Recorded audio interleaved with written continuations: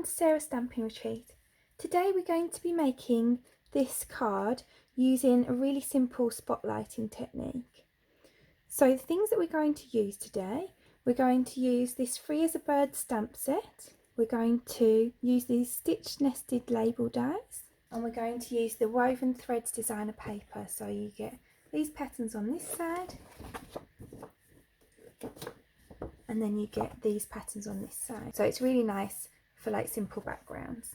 So I'm going to use some different colours for today's card. I'm going to make the same card with the same stamp, but we're going to use the Seaside Spray background, whereas in this one I used Crumb Cake, and instead of using this pattern paper, we're going to use this one from the same pack. So what I've done, I've taken this die, and you can see these dies. The centre of this is the cutting blade, and then it's got stitching on both sides. So I've used it to cut out this white panel, and I've also used it to cut a piece out of this blue paper, but because it has the stitching on the outside, it leaves a nice stitch border on the blue paper as well as on the white. So we're just going to glue those together.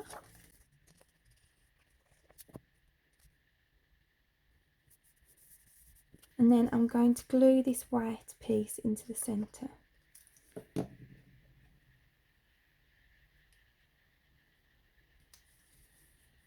So then I'm going to bring in my stamp positioning tool. You can use any stamp positioning tool. This is the Stamparatus from Stampin Up. There's lots on the market, but if you don't have one, you can always just use your acrylic block. It's just that the stamp positioning tool makes it slightly easier where we're going to stamp over lines, just to make sure we get a nice clear image. So I'm going to take this out because we're using rubber stamps. So with the Stamparatus, if you're using rubber stamps, you take the foam pad out. If you want to use photopolymer stamps, then you leave the pad in. So then I'm just going to put my card in.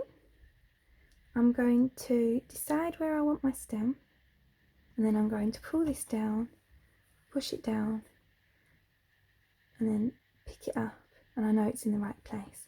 Now my stamp was a bit dirty because I've literally just used it, so I've got a bit of a mark on there, but if your stamp's clean you won't get that. And then I'm just going to ink this up using my Memento black ink.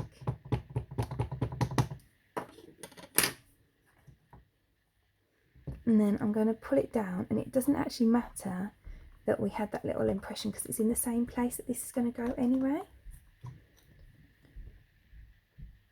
So I want a bit of a clearer image than that, so I'm going to ink up my stamp again.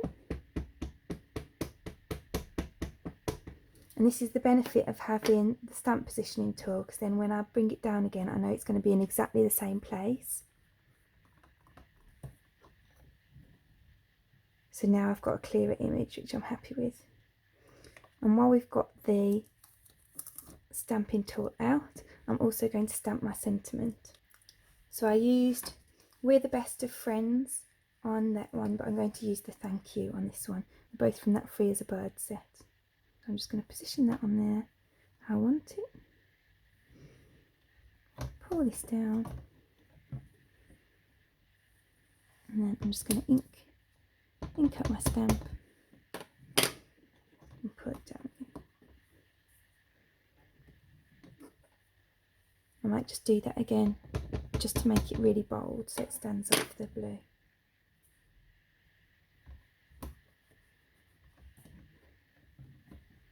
There we go.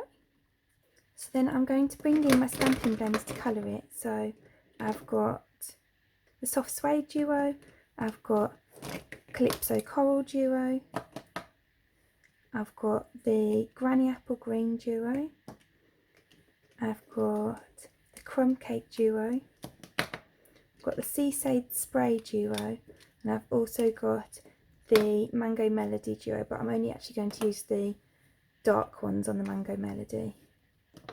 So I'm just going to use that for the beaks.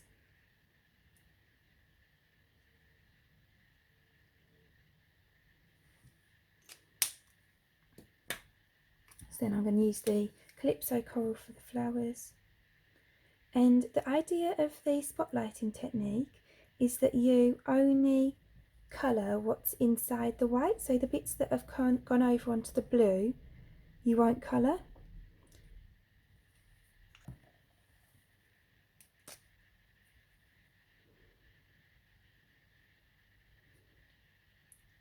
You could use any of your shaped dies to do this. You could use circles or anything that you've got in your stash.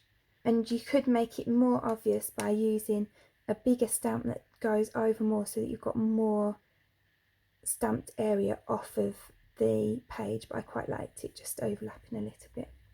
So then I'm just going to use the soft suede just to colour in the branches. Now I'm not a great colourist, I just really enjoy colouring, so I'm using the lines as a guide on the branch. So where there's lines, there's shading lines, I'm just going to put the dark on there, and then I'm just going to go over with the light soft suede. And then I'm going to use green to do the leaves. I'm going to put a bit of dark at the bottoms. And I'll just colour the tops with the green.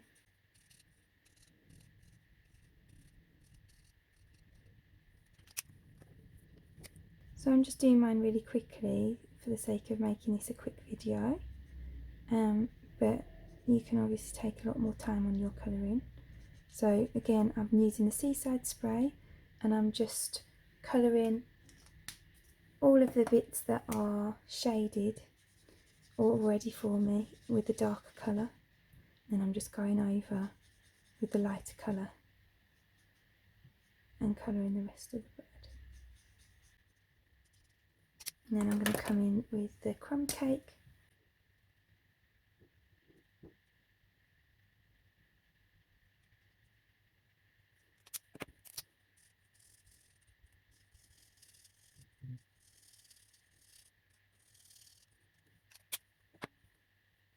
So there's the completed card. I'll just bring in the original. So I think I prefer the original personally, but I'd love to know which one you like the best in the comments. So I like this, the fact that this one adds a little bit of colour. So I hope you've enjoyed today's project. If you did, please press like below and subscribe to my channel. All the projects that we used to create these cards are linked in the description below, and there's also a link to my blog there too. Thank you for joining me today. I hope to see you again soon.